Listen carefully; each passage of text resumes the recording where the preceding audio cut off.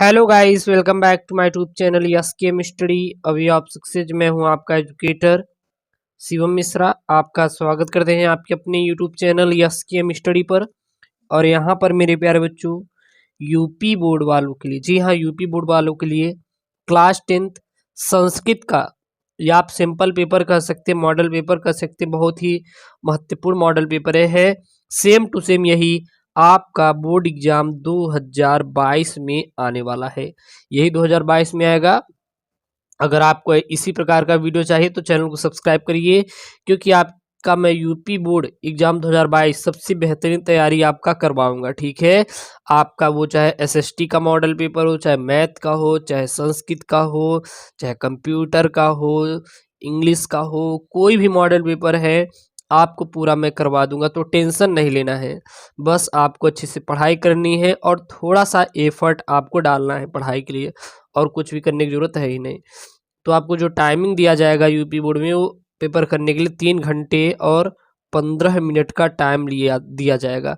और पूरा पूर्णांक कितना रहेगा, आपका 70 अंकों का पूर्णांक होना है।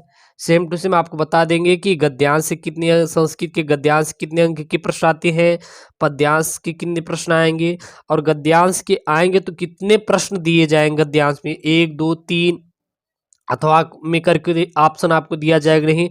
और ये बता दूं, ये आपका 100% सिलेबस है, इसमें 30% मैंने सिलेबस को डिडक्ट नहीं किया। ठीक है ना, मैंने 100% सिलेबस को उठाया है, और 30% आप सिलेबस काट लीजिएगा, मैं बता दूंगा कहाँ से कटेगा। ओके, तो सबसे पहले आपको प्रारंभ के जो 15 मिनट आपको प्रश्न पत्र पढ़ने के लिए निर्धारित रहेंगे, आप पढ़ेंगे। और फिर यहाँ पे देखिए 7 अंक का ये प्रश्न रहेगा। प्रश्न क्या है, निम्नलिखित गद्यांशों में से किसी एक गद्यांश का हिंदी में संदर्भ सहित अनुवाद कीजिए। निम्नलिखित में से किसी एक का गद्यांश का क्या करना है, हिंदी में संदर्भ सहित अनुवाद करना है। यानी कि बोले तो इस गद्यांश का यहाँ पे गद्यांश दिए हुए हैं, इसका पहले आप संदर्भ लिखेंगे तो संदर्भ में आपको 2 नंबर का, जब इसका अनुवाद लिख देंगे तो 5 नंबर का, बोले टोटल 7 अंक मिलने वाला है, यहाँ पे देख सकते हैं। और जो यहाँ पे गद्यांश, इसमें 2 गद्यांश दे रहे हैं, गद्यांश एक ही करना रहेगा लेकिन उसमें 2 दिए रहते हैं। पता नहीं आपको एक याद है कि नहीं, आपको दूसरा कर दें, तो यहाँ पे 2 गद्यांश दिए रहेंगे। ओके, और ये बहुत ही महत्वपूर्ण गद्यांश है। यहाँ पे एका जन सुतः अति प्रसिद्धास्तिया कवि कालिदास विक्रमादित्यस्य सभारत्नेषु मुख्यतः इति ख्यापितः। तो यहाँ से लेके आसीत तक दिया है। और दूसरा यहाँ पे मदन मोहन मालवीयस्य से लेके कहाँ तक है, यहाँ पे कामयते इसम तक दिया है। तो अगर इन दोनों में से कोई एक आप कर देंगे तो 7 अंक आपको मिल जाएगा। आपको पूरा वीडियो वॉच करना है, बीच में छोड़ना नहीं है। आंसर भी आपको मैं अगले वीडियो में इसका समझा दूंगा। ठीक है ना। अगला है, निम्नलिखित पाठों में से किसी एक पाठ का सारांश हिंदी में लिखिए। यानी कि वहाँ पे पाठ दिए रहेंगे और उन्हीं पाठ का सारांश आपको किस में लिखना है, हिंदी में। पहला किसका दिया है यहाँ पे, नैतिक मूल्यांकन की, और दूसरा दिया है आदि शंकराचार्य की, और दीनबंधु ज्योतिबा फुले का दिया है। तो अगर इनके पाठ का सारांश अगर हिंदी में लिख देंगे तो आपके कितने अंक मिलेंगे, 4 अंक मिलेंगे। यानी कि जो सारांश से रिलेटेड आता है वो 4 अंक का प्रश्न आपका बन जाता है। अगला यहाँ पे पद्य से रिलेटेड प्रश्न बना है, पद्य से भी 7 है। सारांश इसका हिंदी में अनुवाद कर देंगे, व्याख्या, तो आपको कितना मिल जाएगा, 5 अंक मिल जाएगा।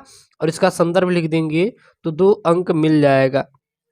है क्या यहाँ पे प्रश्न, देखिए यहाँ पे जो आपका पद्य है वो क्या है, एके नापी से लेकर कहाँ तक है, आपका यथा तक है।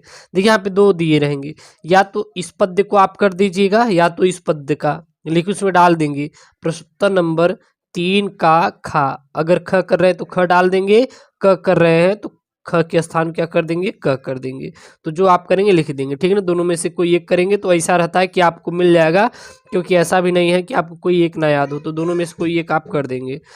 चौथा यहाँ पे है, निम्नलिखित सूक्तियों में से किसी एक सूक्ति की ससंदर्भ हिंदी में व्याख्या कीजिए। यानी जो सूक्तियों से रिलेटेड प्रश्न बन जाता है तो सूक्ति याद कर लेंगे जो कि 3 अंक का बनेगा, 1 अंक उसका संदर्भ लिखने में और 2 अंक उसकी व्याख्या करने पे। तो सूक्ति बहुत ही इंपॉर्टेंट है, ये तीनों सूक्तियां आप याद कर लीजिए। और भी इंपॉर्टेंट है, अपने अकॉर्डिंग जो भी आपका सूक्ति हो उसको याद कर लेना है। अगला देखिए प्रश्न है यहाँ पे, निम्नलिखित में से किसी एक श्लोक का अर्थ संस्कृत में लिखिए। यानी कि जो यहाँ पे श्लोक है इसका अर्थ किस में लिखना है, संस्कृत में ही लिखना है। इसका जो अर्थ है वो संस्कृत में लिखना है, ठीक है ना, जो कि कितने अंक का बनेगा, 5 अंक का यहाँ से बनेगा। फिर देखिए कहाँ से, निम्नलिखित में से किसी एक पात्र का चरित्र चित्रण और उसकी कहानी लिखनी। यानी कि अब चरित्र चित्रण पर आधारित प्रश्न बन जाता है।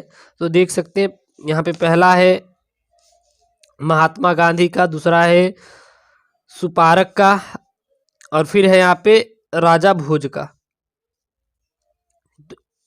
फिर 7वां यहाँ पे देखिए 4 अंक का प्रश्न है। प्रश्न क्या है, निम्नलिखित में से 2 प्रश्नों के उत्तर संस्कृत में लिखना है। इनके जो उत्तर है, क्वेश्चन आंसर से प्रश्न है, संस्कृत में लिखने के लिए दिया है। और दोनों अगर लिख देंगे 2-2 अंक, क्योंकि 3 दिया है, इसमें से किन्हीं को 2 को ही करना रहेगा। अब प्रत्येक प्रश्न 2-2 अंक का है, ठीक है। अगला यहाँ पे सही विकल्प चुनकर रिक्त स्थानों की पूर्ति कीजिए। यहाँ पे रिक्त स्थानों की पूर्ति करना है। ईद महोत्सवे जनाः मौनम भवन्ति, न्यूनम खादन्ति, या शोभनस्य, या फिर कोलाहलम कुर्वन्ति।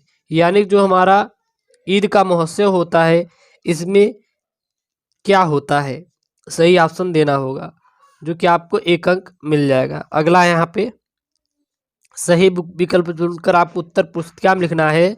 यानी कि अण प्रत्याहार के अंतर्गत आने वाले वर्ण हैं। यानी जो आपका अण प्रत्याहार है उसके अंतर्गत आने वाले वर्ण कौन कौन से हैं, अ ई उ री से री से रे ली, या फिर अ ई उ, या फिर अ ई उ री से ऋषि, या फिर अ ई उ री से ऋषि ली एवं ए। तो 1 अंक मिलेगा। अगला यहाँ पे निम्नलिखित वर्णों में से किसी एक वर्ण का उच्चारण स्थान कीजिए। और वो वर्ण क्या है, चलिए देख लेते हैं। यहाँ पे है क त प म, हलंत वाले हैं। अगला है निम्नलिखित में से एक संधि विच्छेद कीजिए और संधि का नाम लिख देंगे तो आपको 2 अंक मिल जाएगा। रामो गंता निराश्रितः पर लिख देंगे तो आपको 2 अंक मिलेगा। अगला है यहाँ पे निम्नलिखित विकल्पों में सही विकल्प चुनकर लिखना है। सही विकल्प यहाँ पे चुनकर लिखना है, यानी कि छात्रसलति में संधि किसकी है। अगला यहाँ पे है निम्नलिखित में से एक शब्द का रूप लिखिए। किसी एक शब्द का रूप लिखना है। यहाँ पे प्रीत का तृतीया और एक वचन, राजन का पंचमी बहुवचन, नदी का द्वितीया द्विवचन, आपको किसी एक का ही लिखना है। अगला यहाँ पे निम्नलिखित विकल्पों में से सही विकल्प चुनकर लिखिए। करीड़ा किस विभक्ति की एवं वचन का रूप है, प्रथमा बहुवचन है, या फिर द्वितीया बहुवचन है, या फिर तृतीया, या फिर चतुर्थी। अगला यहाँ पे है निम्नलिखित में से एक धातु रूप लिखिए। यानी धातु के रूप पर आपका बन जाता है। तो देखिए यहाँ पे 4 है, किसी एक का ही आपको लिखना है, जो भी याद रहेगा।